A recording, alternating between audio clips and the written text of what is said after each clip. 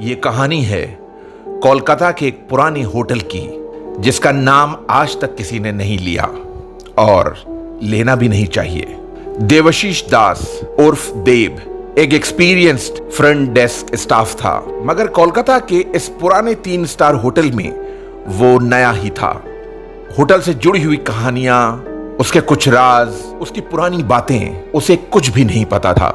देव mostly night shifts में काम करता था। उस रात वो अकेला था। उसका सीनियर आज थोड़ा देर से आने वाला था। रात के ठीक 12 बजे रिसेप्शन का फोन बज उठा। कॉलर आईडी पे लिखा था रूम नंबर 13। देव ने फोन उठाया। Hello, front desk. एक मर्दाना आवाज आई, ठंडी और शांत। सुबह 5 बजे मुझे वेकअप कॉल चाहिए। उसने सिस्टम में वेकअप कॉल शेड्यूल कर दिया, मगर जब उसने चेक किया तो रूम नंबर 13 तो खाली था। जब से वो इस होटल में आया था, उसने किसी भी गेस्ट को रूम नंबर 13 में चेक इन करते हुए नहीं देखा। देव ने इसे सिस्टम एरर समझकर इग्नोर कर दिया। रात 1 बजे फिर फोन बजा, फिर से रूम नंबर 13। इस दफा किसी मर्द के बजाय लाइन पर एक औरत थी। प्लीज मुझे 6 बजे वेकअप कॉल चाहिए। उसकी आवाज बिल्कुल बेजान थी, जैसे किसी ने जिंदा लाश से बात करवाई हो। अब देव के हाथ ठंडे पड़ गए थे। सिस्टम चेक किया, कमरा तो खाली था। देव को अब यकीन हो गया था कि यकीनन इस कमरे में कुछ तो गड़बड़ है। उस वक्त अनिर्बान, एक नया रूम सर्विस बॉय, रिसेप्शन पे आया। देव ने उससे कहा, अनिर्बान, जरा जाकर रूम नंबर 13 चेक कर लो। वैसे तो वहां कोई गेस्ट नहीं है, लेकिन उस रूम से हमें कॉल आ रही है। हो सकता हो कि अपना कोई स्टाफ वहां से हमें प्रैंक कॉल कर रहा हो। अनिर्बान भी इस होटल में नया आया था। उसे भी इस होटल से जुड़ी हुई किसी कहानी का पता नहीं था। अनिर्बान बिना कुछ सोचे सीधा रूम नंबर 13 की तरफ बढ़ गया। दरवाजा बंद था। उसने कई बार नॉक किया। जब कोई जवाब नहीं आया, फिर उसने मास्टर की से दरवाजा खोला। अनिर्बान ने धीरे से कहा, एक्सक्यूज मी सर, लेकिन अंदर से कोई जवाब नहीं आया।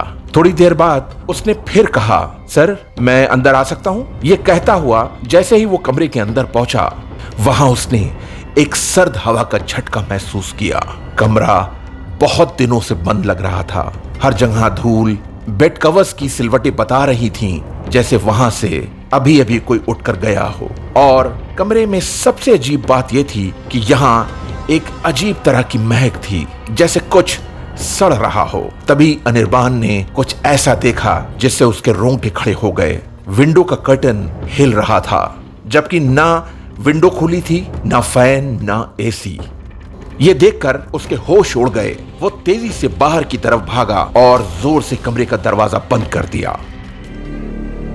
वो डरते डरते भागकर रिसेप्शन पर आया और देव को सब कुछ बता दिया।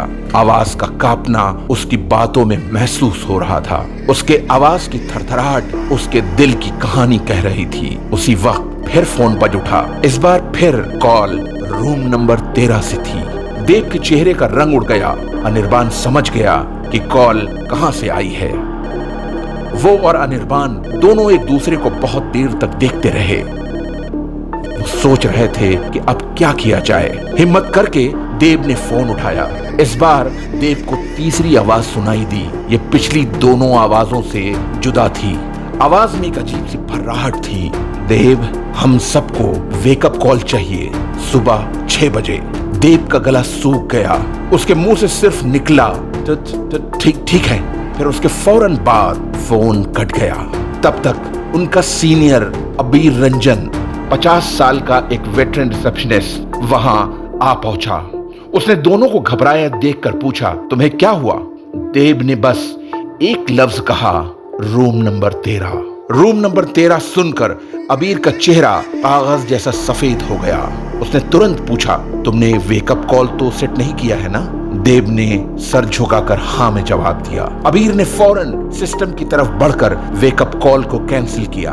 फिर उसने धीरे से कहा, वो कमरा बहुत दिनों से बंद है। कुछ साल पहले वहां 3 लोगों ने सुसाइड किया था, 2 गेस्ट और एक हमारा होटल स्टाफ।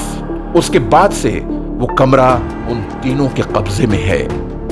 होटल मैनेजमेंट ने बहुत कोशिश किया कि उस कमरे में गेस्ट को रखा जाए, लेकिन वहां टिकने वाले गेस्ट के साथ अजीब अजीब हादसे होने लगे। कोई आधी रात को उनका गला दबाने लगता, तो कभी कोई बिस्तर से उन्हें गिरा देता, तो कभी कोई उनका सामान जमीन में पटक के तोड़ देता। और एक पहुंचे हुए बाबा ने कहा कि इन रूहों को इसी कमरे में शांत रहने दो, इन्हें जगाने की कोशिश मत करना, रूम नंबर 13 कभी नहीं खोलना। उन रूहों की कोशिश रहती है कि कोई उन्हें उठा दे। बाबा ने बताया था अगर ये रूहें जग गईं तो पूरे होटल को बर्बाद कर देंगी। अबीर ये कहकर चुप हो गया। तभी इस सन्नाटे को चीरती हुई एक फोन की घंटी बजी। Room number 13 calling. उन तीनों में से किसी की भी हिम्मत नहीं थी कि वो फोन आंसर कर सके। देव के सीने में एक तूफान उठ रहा था कि आज रूम नंबर 13 बहुत दिनों के बाद खुला है। क्या वो रूहें कमरे से बाहर निकल आई हैं? क्या वो रूहें पूरे होटल को अपनी चपेट में ले लेंगी? क्या वो रूहें आज आजाद हैं?